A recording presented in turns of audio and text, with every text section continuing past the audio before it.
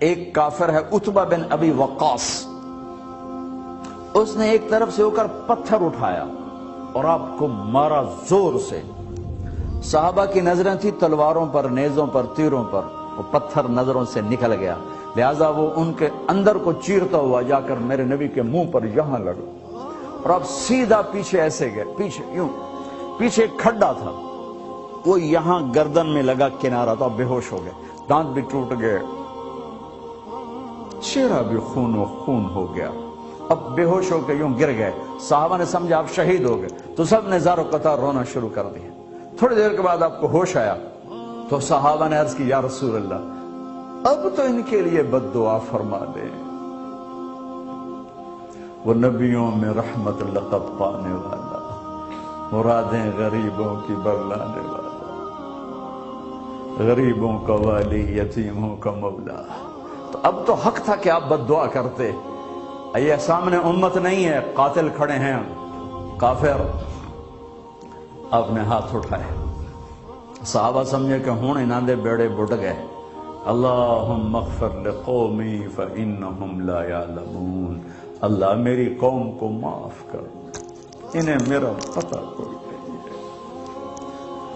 دیکھو میرے بھائیو، جس نے کافروں کے ساتھ یہ ہمدردی کے قتل کرنے والوں کے لیے دعا مانگی ہے، تو مسلمان ہو کر ایک دوسرے کو سلام کرنا چھوڑ چکے، ایک دوسرے کے پیچھے نمازیں پڑھنا چھوڑ چکے، ایک دوسرے پر کفر کے فتوے لگا کے بیٹھے ہوئے۔ مجھے بتاؤ تم میرے نبی کے ساتھ کیا کر رہے؟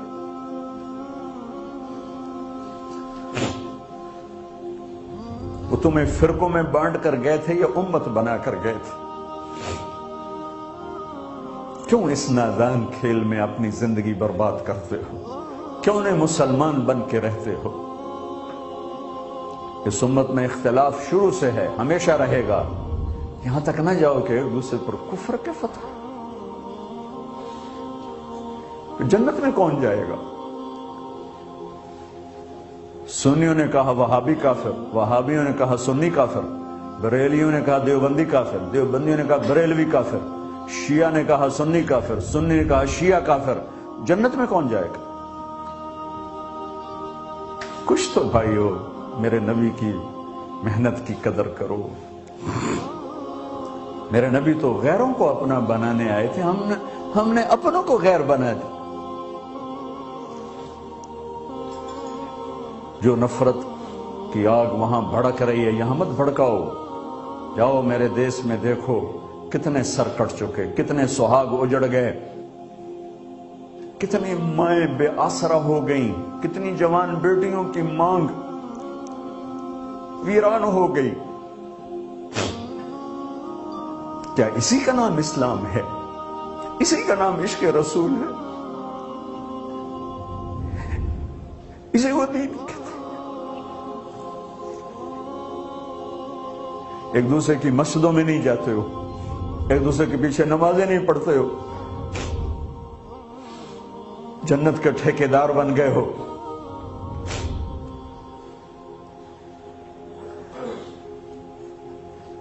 میرے نبی تو عبداللہ بن ابی کا جنازہ پڑھانے کھڑے ہو گئے تھے، جس کا کفر ابو جہل سے بھی بڑا ہے۔ ابو جہل اوپر کی دوزخ میں، عبداللہ بن ابی سب سے نیچے کی دوزخ میں ہے۔ ان کے بیٹے آئے، یا رسول اللہ میرا باپ مر گیا ہے، اپنا کرتا دے دیں گے، میں اس کو کفن دے دوں۔ ہم نے کہا لے لو، کرتا اتار کے دے دیا۔ اب کہتے بدبخت منافق دفع ہو جا، دے دیا۔ کہ یا رسول اللہ آپ جنازہ پڑھائیں گے؟ کہاں پڑھاؤں گا۔ باقی منافقوں کا تو کسی کو پتہ نہیں تھا سوائے اللہ کے نبی کے، لیکن عبداللہ بن ابی کا منافق ہونا تو سب کو معلوم تھا۔ آپ جنازے کے لیے عمر سامنے آ گئے، یا رسول اللہ یہ کون ہے؟ کہ مجھے پتہ ہے کون ہے، تو آپ اس کا جنازہ کیوں پڑھا رہے؟ کہ شاید اللہ معاف کر۔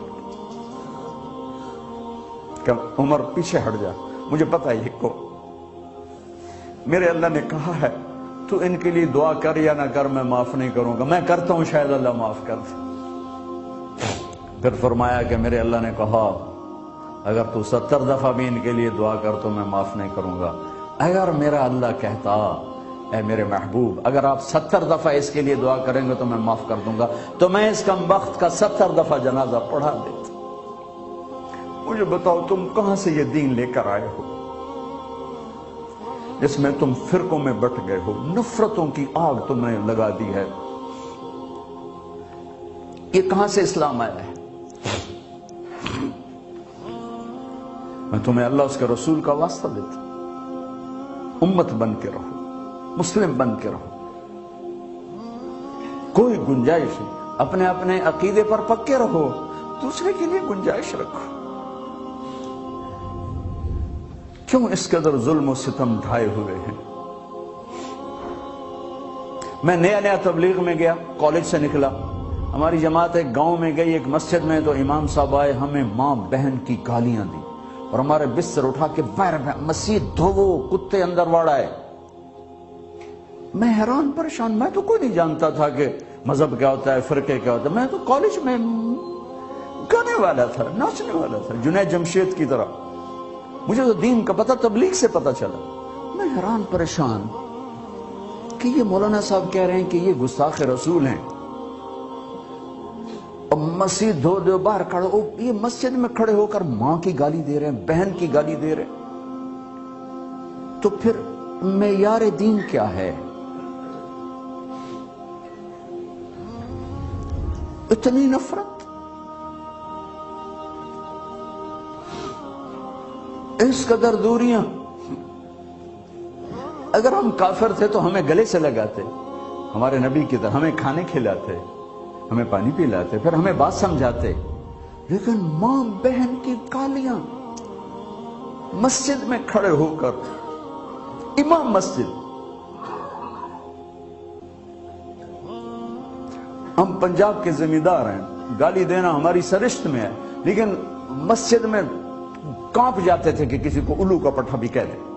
ہمارے بزرگ بڑے بھی بہت گالیاں نکالتے تھے، لیکن مسجد میں کسی کو جرت نہیں ہوتی تھی کہ میرے والد مرحوم خود بہت غصے والے بڑے سردار آدمی تھے، تو تھوڑی تھوڑی بات پہ مار پٹائی گالیاں، لیکن میں نے نہیں اپنے باپ کو مسجد میں سنا غصے میں بھی کسی کو گالی دیتے ہوئے۔